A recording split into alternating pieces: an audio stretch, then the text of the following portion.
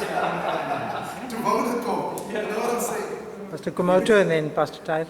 I think the one thing I picked up in all of this is that we need to develop agencies, network of agencies, civil societies that needs to be developed so that we have that downplay from government, centralized government, that there are agencies that are involved, that you have civil societies that brings about meet the need that is there, that is the exchange between central government, provincial government, and then break it down into local government, and that is where, like Pastor Samuel said, that we need to get the leaders involved, that they come up because they are supposed to be in touch with the communities through their congregants.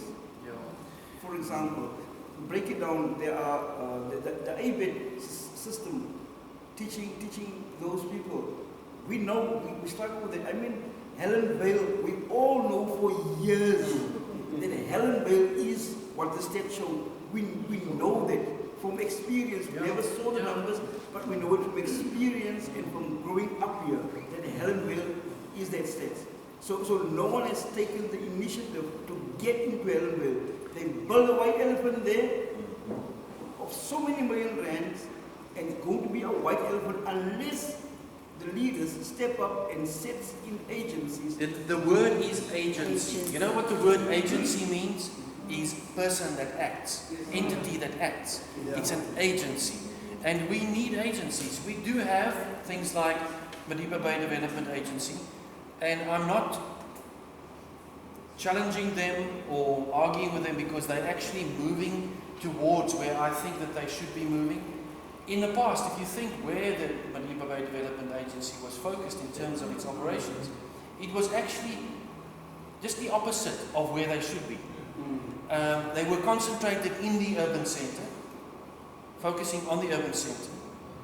They were concentrating to a large extent on the built environment, whereas the things that we need to concentrate on in this city, like in many other cities, is actually on the urban edge, where the communities are that are socio-economically challenged, or pockets within the city.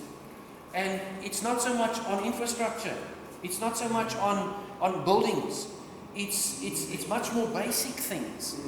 Every study that we will do will keep on confirming the bottom line issues have to do with health, education, basic skills, getting into employment. And if you don't have those things coming into place, then your city and your economy and your country is not going to start.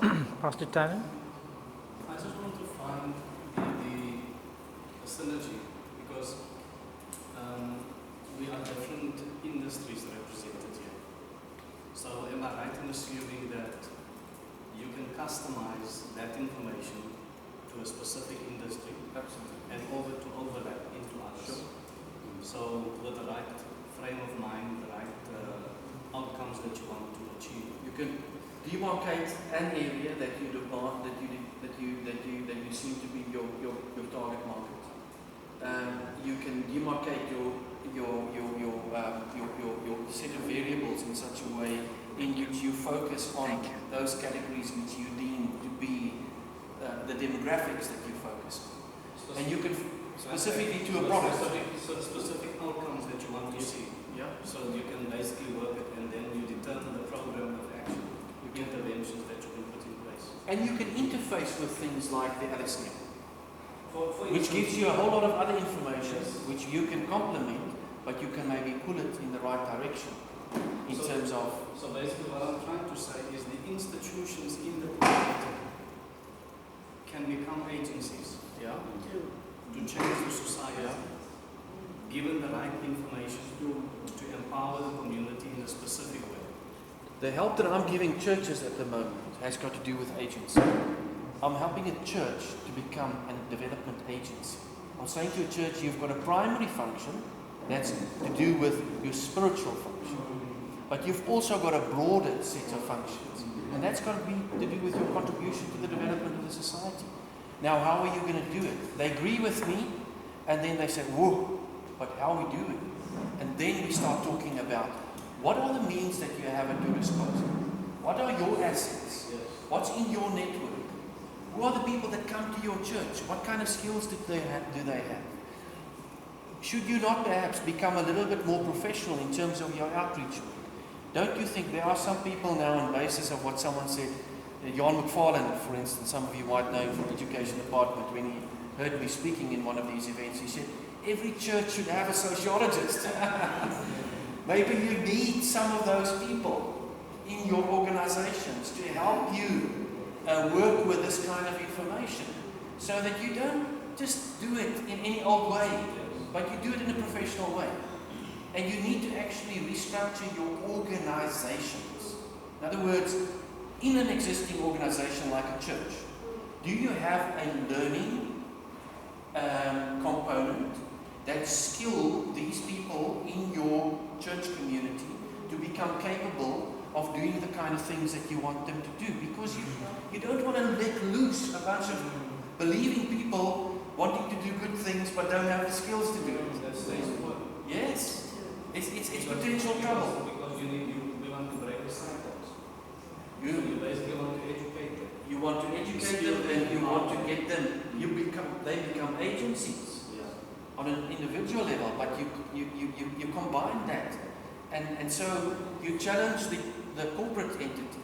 You go to the corporate entities and you say to them, yeah, okay, you put this percentage of your money every year into development projects. Great. But what's the difference that you actually make? Some organizations say, we've got so many people that want to be volunteers, and then those volunteers go out there. That sounds impressive. But volunteerism in a South African context, I'm sorry, it doesn't make the difference. In a South African context, unlike an American context, people volunteer and they don't want to use volunteerism as an opportunity to get a job.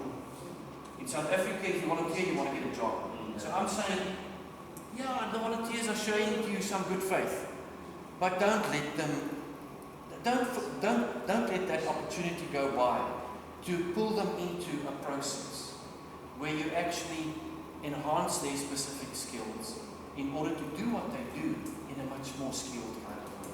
Partner them up with professionals. If you're Volkswagen, do you actually have a professional development person on your staff? Or do you use marketing people to do those kinds of things? No offense, marketing experts, Paul, but do you use your marketing people to go and do developmental work? They're not trained for it. Sorry. Thank you. I read an article some time back saying that we are increasingly importing more food. Yes. To the extent that in the spas around where we live, we get foodstuffs from the Netherlands, from South America. And I'm just thinking, we've got this cooperative movement going, especially in agriculture. We spoke of urban agriculture. Looking at some practical manner to address some of these things, to get us out of that vicious That's my passion. I mean, absolutely. What is how is it received? Deon, could you repeat the question, and then, because it was quite soft. So the question is, we have evidence that in our local markets, the food that we have there come from elsewhere. I mean, someone the other day told me about the tomatoes that we eat in the city come from Cape Town, but it's even further afield. Our agriculture in South Africa is in a state which we are not a food export country, but we're a food importing country. That's the reality. However, we have tremendous potential for agriculture in South Africa, throughout Africa, that is not being utilized. And I can elaborate on that extensively. I'll leave that for the moment, but zooming in on the opportunity for urban agriculture. I told you earlier that I wrote the urban agriculture policy for the metro, and I'm involved in a range of specific projects where we are encouraging people that have been out of the economy to come into the economy in mentorship with people that have the experience are farming intensively in hydroponic units and things like that. We have some success stories of people that farm in an hydroponic space, which is as big as this room. And they are producing an income with advice and support, targeting specific buyers. They provide to a specific spa, to a specific Woolworths, certain kinds of herbs and things that are not generally produced.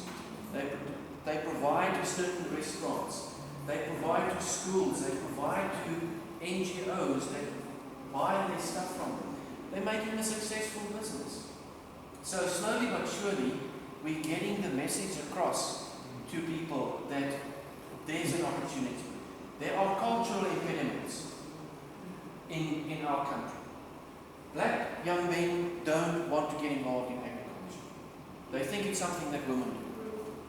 You're going to have a look at what happens in these major agricultural initiatives, Tati outside of Utenhage, a massive urban agricultural development. We've got a few of them. Emmanuel Haven, the one in Walmer. You go and see who's doing the work there. It'll all be women. The men don't want to do it. They think this is not for them. We've got to change that mindset. We've got to show them it's cool to get involved in it. And here and there we're getting that to happen. But you've got to put the right kind of things with it. There is potential. It's an international movement. Localized food production. Organic food produced on the tops of buildings that stand empty, and empty buildings or buildings that are occupied. If you fly over New York, you're amazed to see all the gardens on the top of the roofs. If you go to a city like London and you talk to the people who produce food in urban, it's all over. I lived in Seattle, in the Pacific Northwest of the US. They have weekend markets in suburb by suburb. It's not just the Seattle market, it's the Westwood market, it's the local market, and those people make a living out of it. So the potential for that is tremendous. And you start organizing it, then it really becomes significant. There's an entity in this city called Organic Footprint.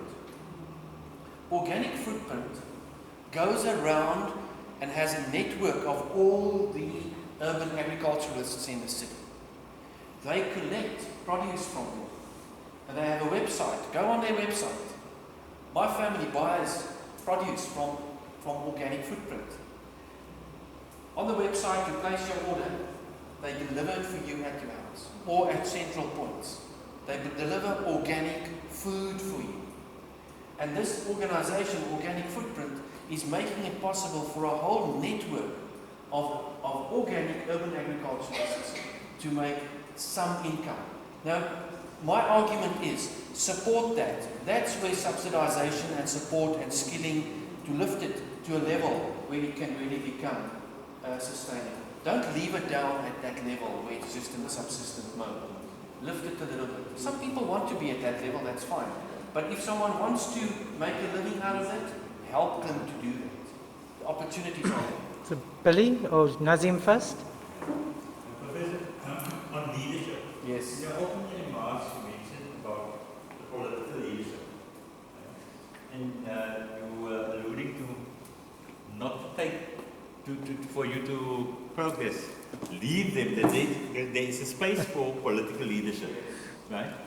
A wise old man once said to me, we are bankrupt in leadership in our communities. Right? You get your church leaders, religious leaders, they've got their own way they operate. But in civil society, apart from the spiritual guys, the religious guys, but we don't have community leadership.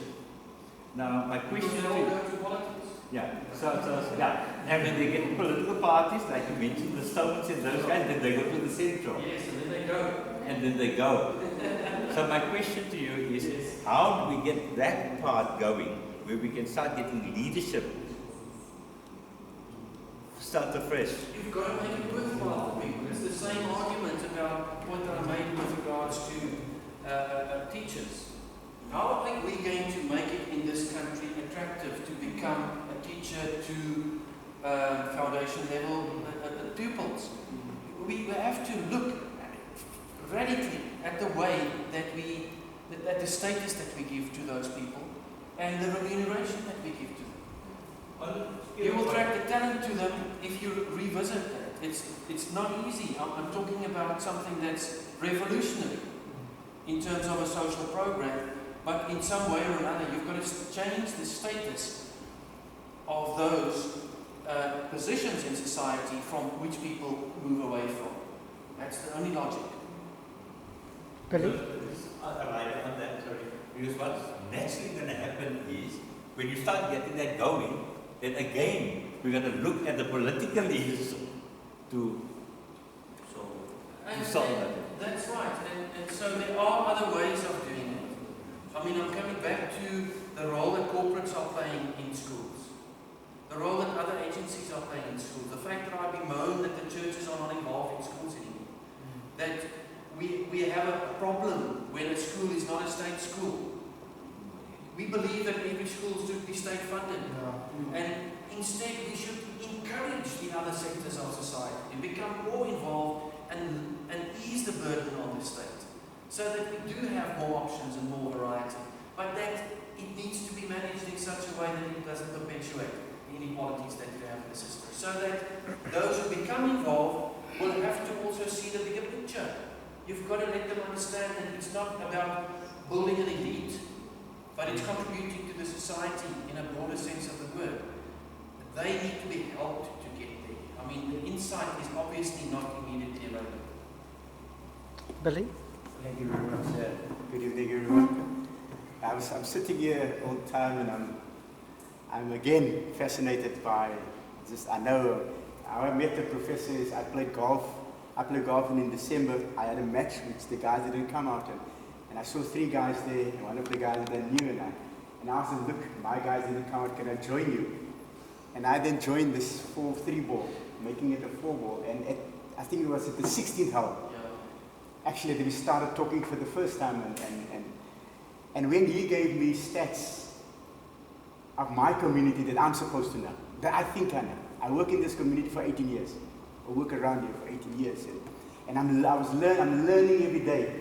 And the more I learn, the less I know. And I'm studying sociology, and I'm baffled, I'm confused, because the facts, and I understand certain things that you're saying, but what I'm trying to say is, and this around what has come out of here tonight, and there are few myths around that we created as a society here in this area, that is, we don't buy from each other, we stab each other in the back, and all those things are contributing facts to not growth, but basically keeping us where we are. And you've come in and you said, what we need to do is to understand the environment that we work in. Contextualize, understand the local.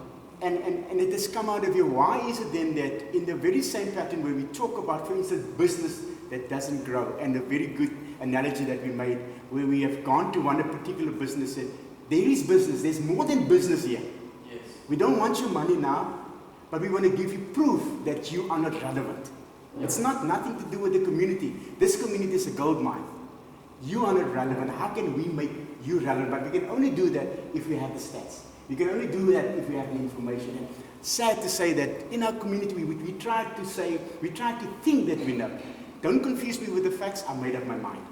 And it's a person like yourself that could come in and perhaps in a sense enlighten us on that. And this is the last point I'm saying. Why is it that certain businesses in this community run by the community itself, or people out of this community are successful, and others that might come and say, but it's not going to work. Good example. This man runs a business here. This is a business. But it's not a business. He's involved with the entire community. And this business becomes successful. I'm going to do the analogy of what we do. You know, we believed in the past, if I have an event, if I don't have an international or a national personality, my event is not going to be successful. And we've proved the other way around. We don't have international, national people performing at, but yet 90% of the community comes. Okay, not 90, but about 70 or 80% of the community comes to that event. Why? Because we try to understand the DNA of that community and get the stats of that. So I'm just trying to say that for us leaders that want to do venture into things, perhaps it's just to go and understand the community And I think itself. that links with what you are now talking about. We spoke earlier in the week, you and me, and I mentioned earlier that we have a tendency to wait for the big ship to come in. There's another problem, you know, the events that you're talking about. Why don't we think in terms of the one big event in the year, and not in terms of an event or two events every month in our local community, which we engage our local people and build that organic culture of engaging instead of having a once-off and putting all our money into it. I did Ironman. I did a few Ironmans. I stopped it because for a number of reasons. Maybe I'm just getting old, but I'm not doing it anymore because, you know, every damn year when it's Ironman and I participate, it's an horrendous day. You know, I want to actually make a complaint about that eventually. Why do we have such bad weather when I participate? And now this year that I'm not there, they've got this fantastic weather. And it took me a while, but my family eventually got through to me and they said to me, Dad, you know, it's not about the specific day being the wrong day for you. It's about you just choosing one day in the year to do this big thing. Why don't you go and do a kind of sport in which you can do something every weekend instead of everything going towards one event and then it's a horrible event and then you are depressed. You know? Sorry, Mr. Davis, I missed you. You had your hand up and then. What I want to say was said, but actually you mentioned the political emphasis over emphasis of politics. One can understand where we're coming from. If you compare our country to other countries with a similar history, you can understand why there was an overemphasis of political. But the question is, how long will that emphasis be there, and what can we do to balance it out? And the question was answered. Other thing is, we need more social distance people who can look at the community without looking at themselves, without being self-centered. They call them social entrepreneurs. Yes, That's the kind of class of people that we need to develop. And again, there are wonderful examples throughout the world and fantastic programs. I'm talking to the business school next week, and I want to know to what extent are they actually substantially promoting social entrepreneurship. Because social entrepreneurship is about a person that's got a heart for development, but wants to do it in such a way that he can also make a living, a decent living out of it. Those things are not necessarily incompatible with one another. There's a way of bringing those together. And if we can get more people and give them the information about the situation in their local community and say to them, hey, if you're interested in doing something about that, we're going to help you with appropriate set of skills. And if the market is not strong enough for you to make a living, let's help you do it. Let's create hubs. Let's create the agencies. Let's create the intermediary organizations where you link the resources to those people. Make it easier for them. You can make it easier for them. And again, many examples throughout the world. The phenomenon of the social entrepreneur, not unique to South Africa. You see them all over the world. But we're not doing enough to make it happen. And again, do you wait for the government to do it? Or do you in a community decide we're going to create an entity? Convince a corporate entity, go for international funding, pool resources, do something. Sorry, Pastor Darelle. Lady. Okay, change your mind. Just in a nutshell, as a point of interest, maybe as you're closing off, how can we stop the brain drain, the skills drain, and the financial drain from our community? From your specific community. From this community.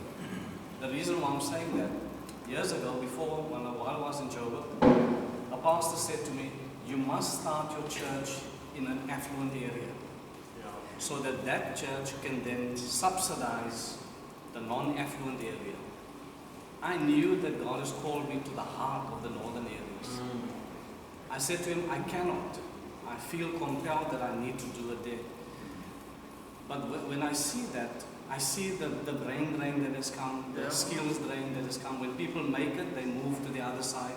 They go and find the other places where they sow their money, they sow their skills, they give all their time and effort. How can we make this thing then more attractive in the way that we can lure them back and say, come, let's give back into community. As a church, you've got to become more developmental and more businesslike and more professional. That's what it boils down to. You've got to get out of that traditional mode, and you've got to find yourself, your space in this contemporary environment. You've got to understand the context which you're in, and you've got to start responding to that in the way that is appropriate. In other words, yes, you respond to the challenges with your unique spiritual kind of way, but there are other things that you also should do. This is the work that I did with the Anglicans. I'm saying to them, I'm not interfering with your spiritual mission, but I'm telling you that you have a developmental mission as well, but you haven't got the capacity to do that. How do we build that capacity? Back to the agency concept. You've got to start training people, and you've got to create organizational space, and you've got to create the ability in your organization to do that. And very often it means strategic partnerships. Go and form a partnership with a business school. Go and form a partnership with a training institution. Go and team up with East Cape Training Centre. I'm talking to East Cape Training Centre about the urban agricultural thing now. Randall Jonas, I gave him a document, 4 pages. It was in my office last week. I said to him, we have thousands of people that have fallen out of the education system that haven't got matric.